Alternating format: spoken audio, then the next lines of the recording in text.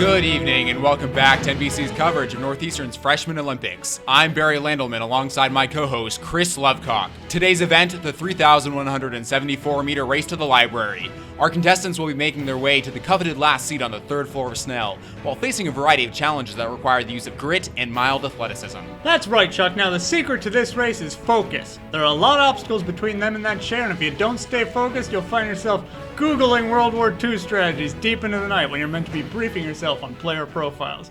Speaking of which, let's change the music and meet the contestants. You might recognize the face of our first contestant from her stint on the Rich Daughters of Waverly Palace, Jenny DeMori McKim. Unathletic and unintelligent. Her skills include Instagram and blaming it on the cleaner. Kimmy Jong-un, voted most likely to leave no impression in high school. Tonight, she's been staying several shots ahead of the competition in hopes that a nearly lethal dose of alcohol will lend some shape to her personality. Completely ordinary, Chuck, so bland it's unquantifiable. It's like dividing by zero. Now let's talk Emil Gruber. Now this cool cat is thinking ahead, getting a good night's rest right under the noses of his competition. Yeah, and you say that, and our viewers at home, they may not realize it, but what looks like a relaxed slouch of a disaffected rat dude is actually just an incredibly uncomfortable way to sleep.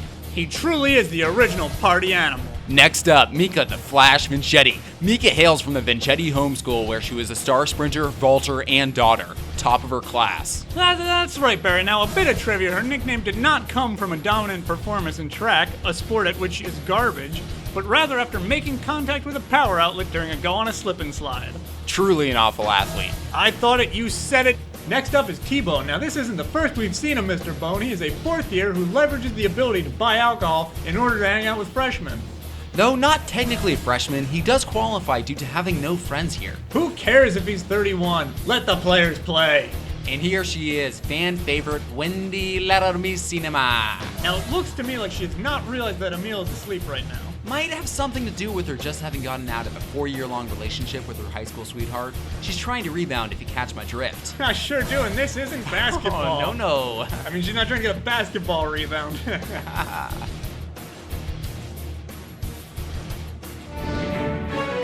Good morning and welcome back. The contestants and my co-host are asleep.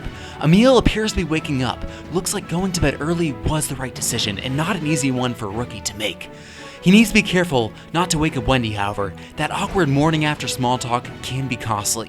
His work is cut out for him as this mattress is not Tempur-Pedic. Quiet is key here. Whoa, I'm awake. What's going on? Why are we whispering? Are the Germans advancing? Oh, Emil nearly takes a tumble into the bleachers, but he seems to have recovered.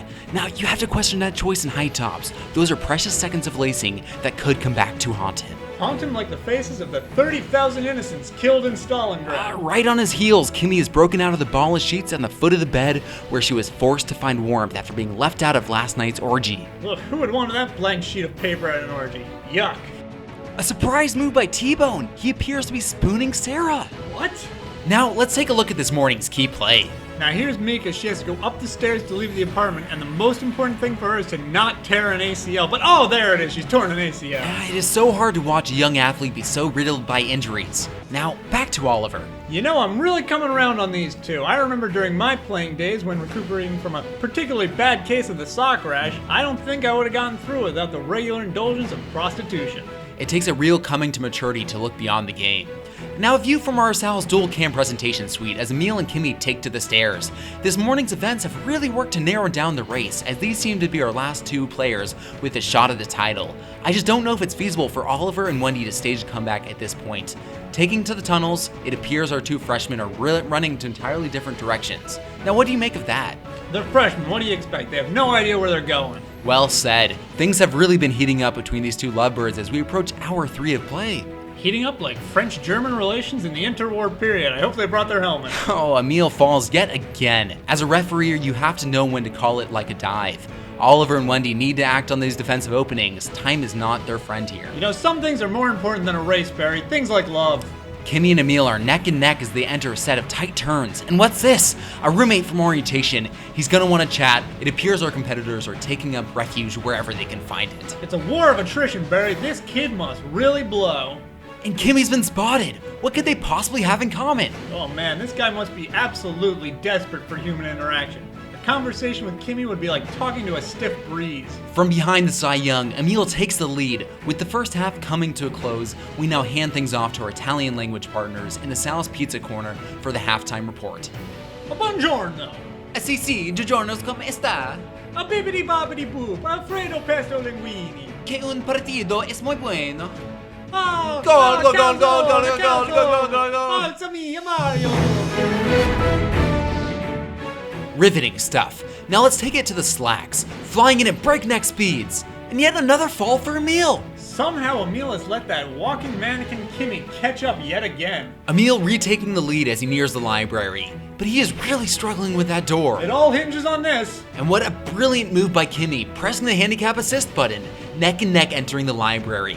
But why would you take the elevator when the stairs are right there? In the words of the late John Wooden, some people like cucumber better than pickle. Here it is, the final stretch, merely yards to go, chair nearly in sight. Tension is palpable. You either win or you lose, there are no ties. Well, there was a one-time Well, 76. Yeah, okay. Tearing through the North Korean literature section, pushing past Bukowski. These guys are nothing but adrenaline. No timeouts, no overtime. Everything comes down to this. At this point, it's about who wants it more. Play as physical as it gets. Walking speed etiquette's in total disregard. I cannot believe what I'm watching. A straight shot with no distance separating them. They're coming down to the final stretch now. And oh my, it appears both have torn both of their ACLs. A quadruple blowout. But they're still going. Sweet shrimp of the Atlantic, this is madness. The referee looks the other way. Final seconds as they are both on the ground, dragging their useless bodies with only their hands. 5 yards to go. We are witnessing the greatest sport moment in history. 4. Leaving it all on the floor. 3. There can only be 1. 2. And that's all the time we have here at Sal Sports Cabana. For Chris Lovecock, I'm Barry Landelman. Tonight's coverage has been brought to you by Sal Salutations Greeting Cards. Perfect for funerals, wakes, cremations, and baby showers. Sal's. Bye, Grandpa.